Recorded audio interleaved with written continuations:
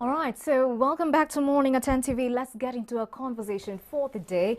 And of course, matters agriculture and you, the young people. All right, yesterday we did see Makerere University graduates taking to the streets saying that holding placards, reading, what next? And of course, we'll be talking about that opportunity that is there for you as a young people, a young person in agriculture. So as Uganda grapples with the skyrocketing youth population, policymakers have been struggling with ways to involve the youth in the nation's largest employment sector, of course, agriculture. Now, to this end, the Young Farmers Federation of Uganda has launched a youth-friendly program that will see beginning farmers from Uganda travel to Germany to learn good agricultural practices. Now, for more on this development, we do have Mr. Denis Kabiito, the CEO of the Young Farmers Federation. Many thanks. Welcome to Morning at NTV. Thank you so much. I'm glad to be here. All right, many thanks. Now, you know, when I look at the statistics, of course, according to you, boss, they say that every single year, Uganda churns out about 400,000 graduates. Yes. Out of those, only 90,000 are assimilated in what you call the white-collar jobs formal sector. Yes. Now, the 310,000 are left to find their way in the That's market right. space and just find something to fend for themselves and their future families, if at all they have none. Yes. Now, agriculture kicks in. And we're looking at agriculture, of course, 70 to 80%, according to statistics, 78 to 80% of the Ugandan population are somewhat in the value chain of agriculture, employed directly or indirectly. And then you look at the statistics of the young people right here. I mean, we are the boss in terms of our numbers, 78% of our population being the young people. Yes. Young people meaning people below the age of 30. Yes. Now, what does this mean and where are you stepping in? Yesterday, we saw the Makerere guys saying that, guys, what next? We are stuck. So give them that info and how they can loop into agriculture. What do you do? Thank you so much, and thank you, Maraka, for this invitation and for coming to NTV this morning. I am from the Young Farmers Federation of Uganda, an apex body that is bringing and interesting young people into agriculture. It's true, the statistics are right, that 78% of the Ugandan population is below the age of 30. Correct. And that makes it a very vibrant, but also a volatile society. And unless we look at providing employment for these people, it will be very, very hard to maintain this vibrant population. Yet, we have the leverage, and the leverage is in agriculture. So I come here today, this morning, to inform all the young people that we can get our livelihoods from agriculture. I've got my livelihood from agriculture, and the people that are in the Young Farmers Federation of Uganda, our members, are seeing that, and they are reaping from this agriculture. So let me look at it this way, Yes. just for the sake of that young person who's Yes. watching you today. UNYFA. Yes.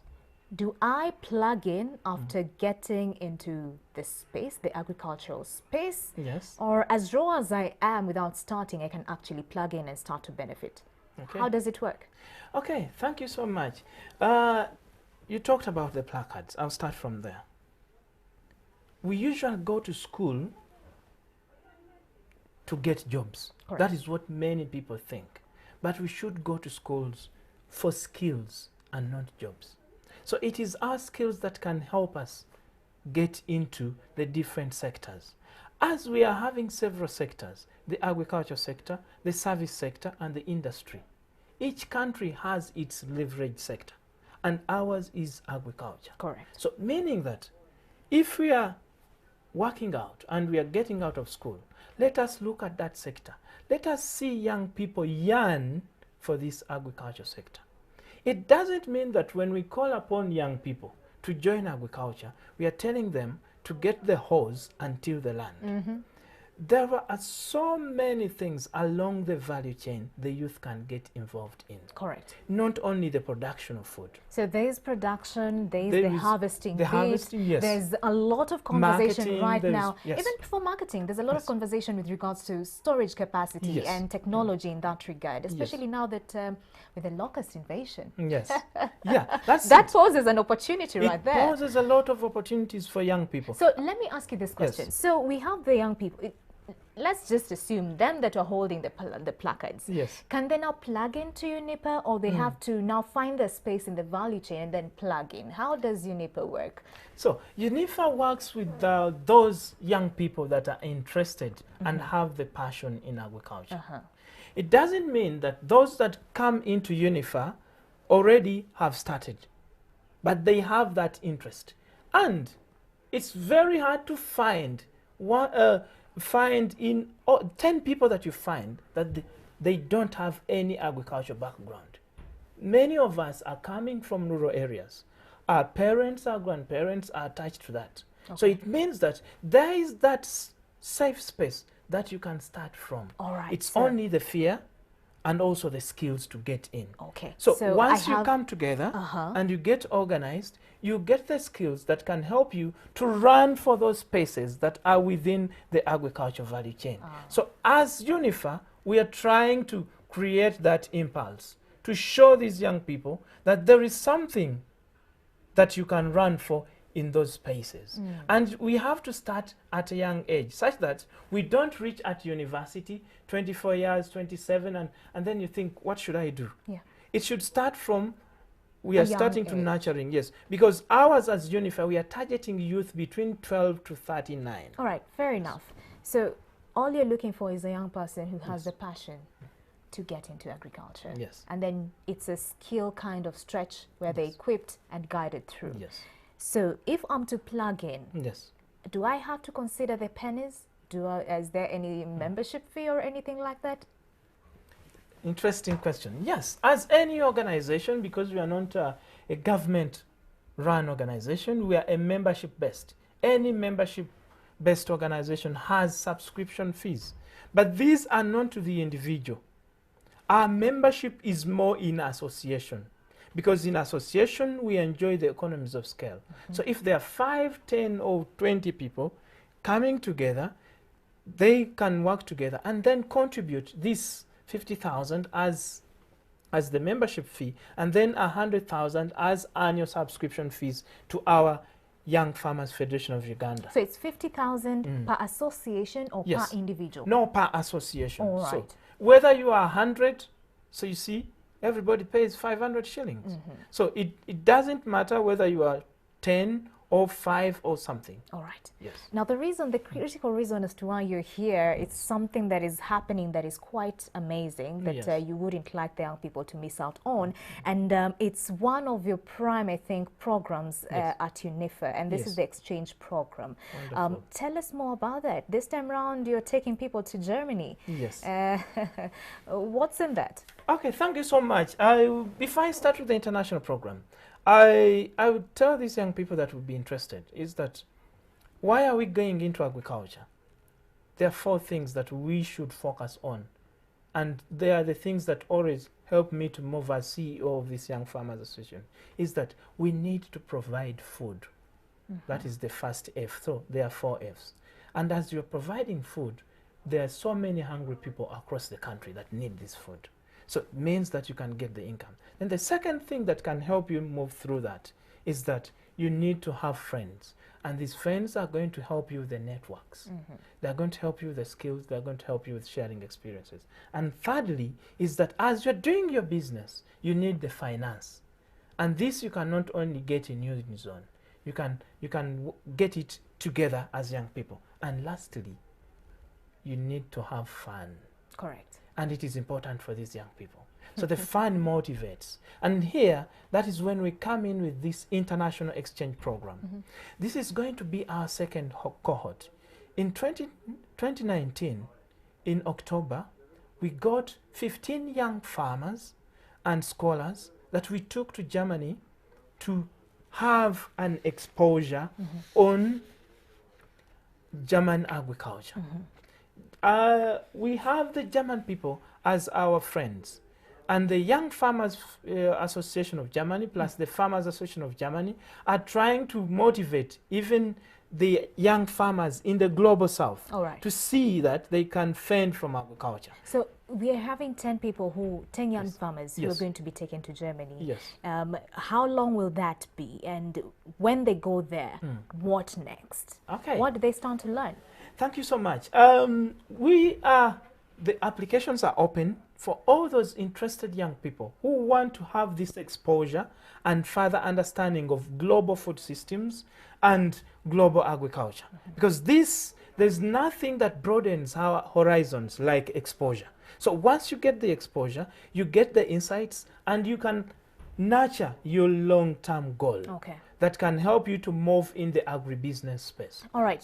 I was looking at, the details in this particular exchange program. Yes. And what caught my eye, of course, is Germany. Yes. And why Germany? Because us here who, monitor this agricultural space, we know that Asia is one of the greatest destinations with regards to anything matters exchange programs because of what they own pretty much and who they are in the global space in terms of agriculture. We know them as the green revolutionary space. Yes. An entity, a nation that is known for the agricultural revolution. So why Germany and not Asia? Those that are following the EU, the biggest economy in the European Union that is running the European Union is Germany.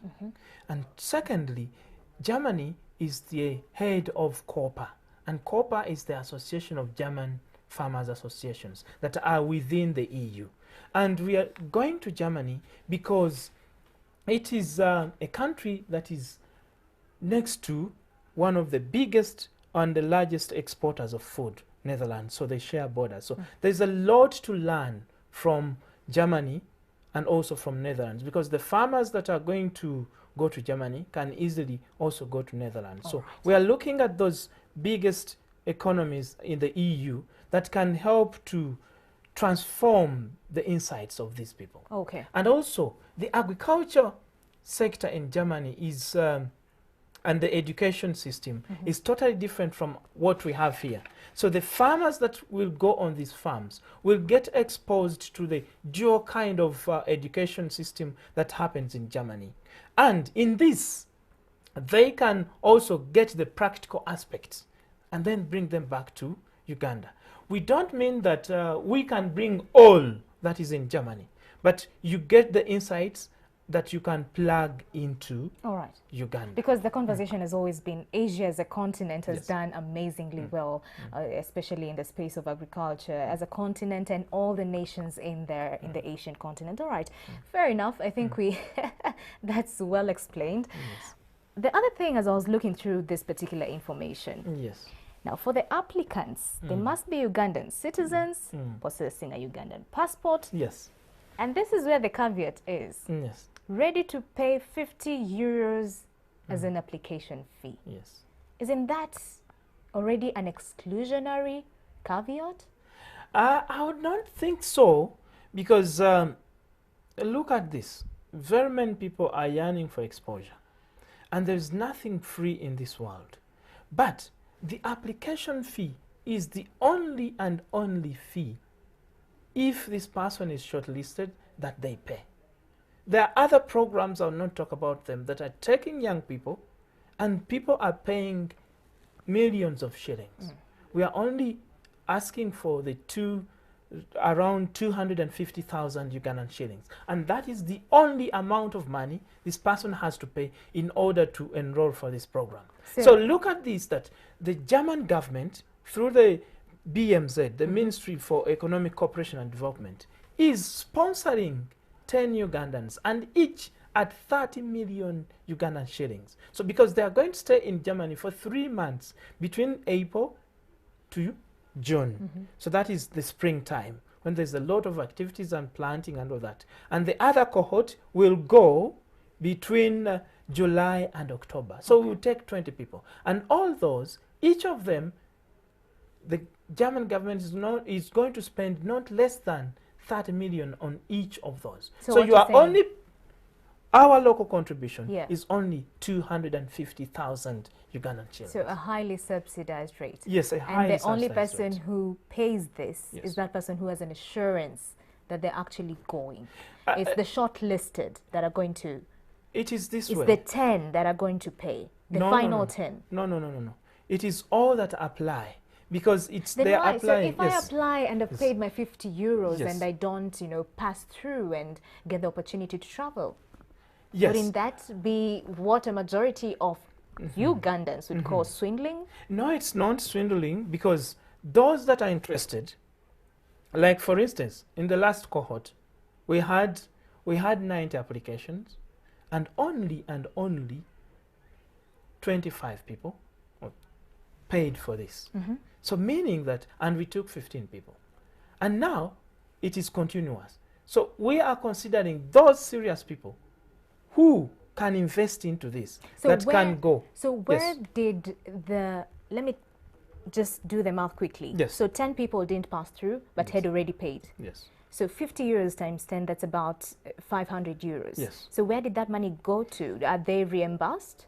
No, we don't reimburse, because it's a condition for the program that you apply. I'll give you an example. When I'm applying to the university, hundreds and hundreds of thousands of people apply.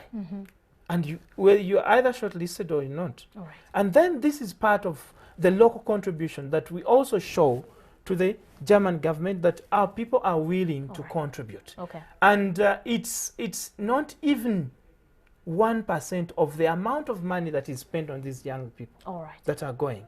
And then there are those people that paid on the last cohort, and they feel interested. They get back to us All right. and see that we can give them a chance.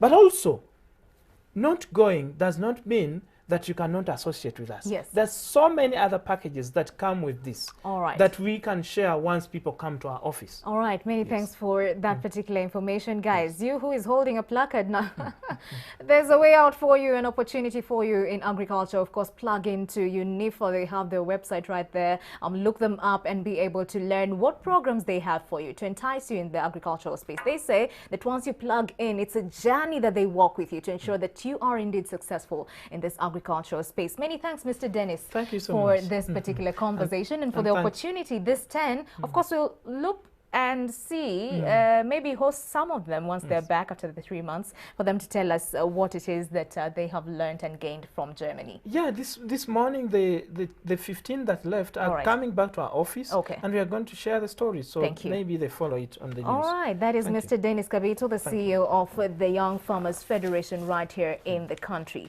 We've got to pay our bills, but don't go too far. We'll be right back.